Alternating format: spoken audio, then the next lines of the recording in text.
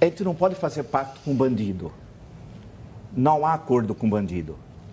Portanto, não há acordo com a elite política. Acabou. Não tem conversa. Você não pode sentar e decidir o destino do nosso país, onde nós nascemos, vivemos e vamos morrer, com bandidos. Eu não me sento com as pessoas que dirigem esse país. Eu tenho nojo dessas pessoas. Ponto final.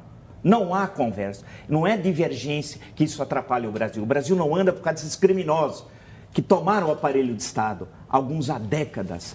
Eles merecem o opróbrio da nação. Eles é o asco, o nojo.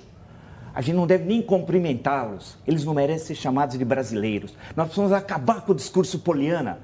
Nós precisamos mostrar que isso aqui é Brasil de brasileiros e brasileiras. Que isso aqui é uma pátria. Isso aqui não é uma terra de bandoleiros, de sem-vergonhas. Essa história que brasileiro tem DNA de corrupto. Quem é corrupto é a elite, que é política, que é corrupta. Essa elite dos 3 poderes carcomidos, que não servem para nada. Essa república vive, volta a dizer, a crise mais grave dessa história. Não há diálogo com bandidos, com traidores da pátria. Essa que é a questão chave. Ou a gente olha o Brasil como ele é, né? Ou eternamente nós vamos viver numa situação e agora gravíssima, de uma crise política que não termina.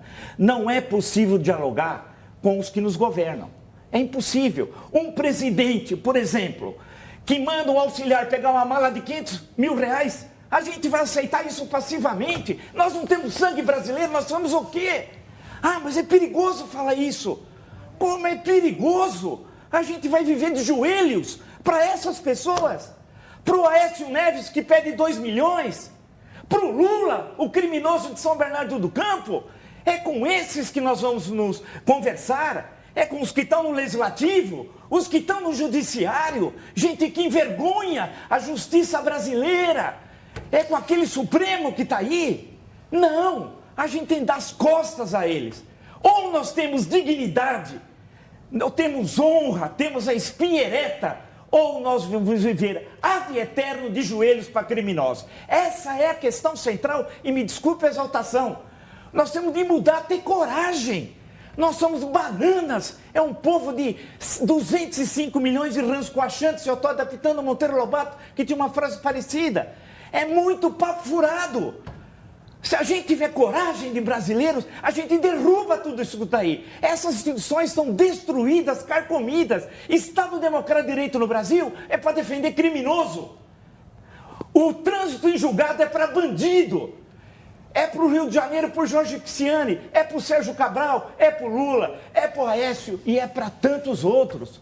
Chega de papo furado. Essa Constituição, em tese é boa, mas ela protege o direito do pobre, da classe média, de quem paga impostos, protege nada. E os escritórios de advocacia que são bilionários defendendo políticos corruptos? Bilionários! As grandes mansões de Brasília, de quem são? E aí ainda o sujeito vai para a França, faz aniversário, dá risada, o advogado da nossa cara. Será que ele perguntou um dia na vida que a origem do honorário dele é dinheiro roubado? Muita gente morreu por não ter hospital, porque o político roubou e pagou para ele. Chega, aí vai dizer, mas a OAB vai reclamar com você? Já reclamou aqui no Jornal da Cultura. E eu fui na OAB lá, no evento, ao lado do presidente, e repeti a mesma coisa que tinha dito aqui. Ou seja, eu entendi mudar, não tergiversar. Preto é preto, branco é branco. Patriota é patriota, traidor é traidor. E quem recebe mala é traidor, quem dá mala é traidor. Quem é aliado desse sistema, ou de cor-de-rosa, ou aliado participando diretamente, também é traidor. Acabou. Chega. Ou a gente constrói uma república digna desse nome, ou isso daqui vai ser essa bandalheira ad eterno. Sim, mas nós só vamos construir essa república, professor Vila, democraticamente, seguindo os princípios institucionais. Essas pessoas todas têm direito de defesa, essas pessoas estão sendo defendidas, essas pessoas estão cumprindo suas penas, essas pessoas estão recorrendo das suas penas. Nós temos que seguir um trâmite que nós mesmos criamos a lei, a saída do estado da barbárie, da vingança, da punição, para um estado de direito, um estado do império da lei. Protege nós Maluf, não podemos voltar a um estado da barbárie, ao estado da vingança, ao grito. Nós temos que manter tudo isso dentro do estado de direito. Não, mas Maluf tem um estado de direito, tanto que ele é condenado fora do Brasil, não pode sair, senão ele é preso. E no Brasil, Ele faz parte da Comissão de Constituição e Justiça da Câmara dos Deputados. Mas ele foi eleito pelas pessoas. Mas alguma coisa está errada nesse sistema. Esse homem é para estar preso com os bens confiscados. Então, pera um pouquinho. Eu lutei, nós, brasileiros, todos, pela democracia, para deixar um bandoleiro como Paulo Salim Maluf rir da nossa cara? O que é isso? Quer dizer, essa democracia é uma farsa. Esse Estado Democrático de Direito é uma farsa. Ou nós destruímos democraticamente isso e construímos uma república, uma constituição ágil, poderes ágeis. Nós somos o único país do mundo que tem 4 instâncias. 4 instâncias na justiça. Caramba, por que nos Estados Unidos é diferente? Porque ela é ruim? Porque ela não tem democracia? Pô, a história deles mais de 2 séculos de democracia. Então a questão que se coloca é que aqui as bases estão carcomidas e controladas por uma elite que não quer sair. E essa é a contradição fundamental. Em outros momentos da história do Brasil havia fissuras na estrutura que permitia reformá-la. A questão que tem agora é que a estrutura é petrificada e não há fissuras. Portanto, essa contradição antagônica, pensando lá no nosso amigo Rego, é uma contradição antagônica. Como é que ela vai ser resolvida? Você vai perguntar para mim como? Você sabe? Eu respondo para você, eu não sei. Vamos aqui. Olha aqui, ó. A sua fala, Vila, gerou várias manifestações, várias mensagens, mas tem mensagem de apoio, mas tem perguntas também, Vila. Aí nós temos 2 minutos para fechar essa sequência de perguntas. O Igor Max, ele aqui, lembrando, a grande maioria desta velharia que domina a política nacional foram os que criaram a legislação que os protegem, né? E o Johnny Max está fazendo uma pergunta para você. Vila, você acredita então que a solução para o Brasil seria a intervenção militar? Não. Porque é bom lembrar que é o artigo 142, hoje tão dito, da Constituição, né?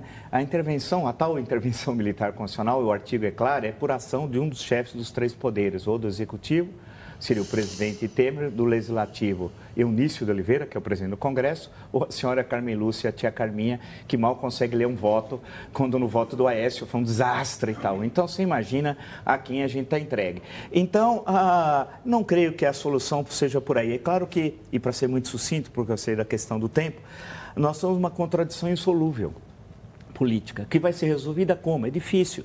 Mas com a participação popular, com a pressão popular, com o papel hoje das redes sociais e com as ruas, se as ruas renascerem como atores políticos, o Brasil pode mudar da forma que acho que como os brasileiros desejam. As ruas precisam ser atores políticos. Nós não podemos entregar o destino do Brasil à elite política da Praça dos 3 Poderes. Aquela elite é demoníaca. A Praça dos 3 Poderes não representa o Brasil.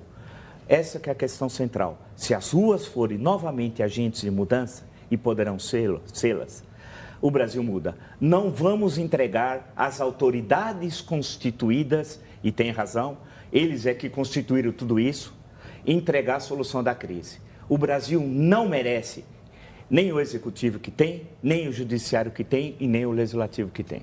Muito bem, vamos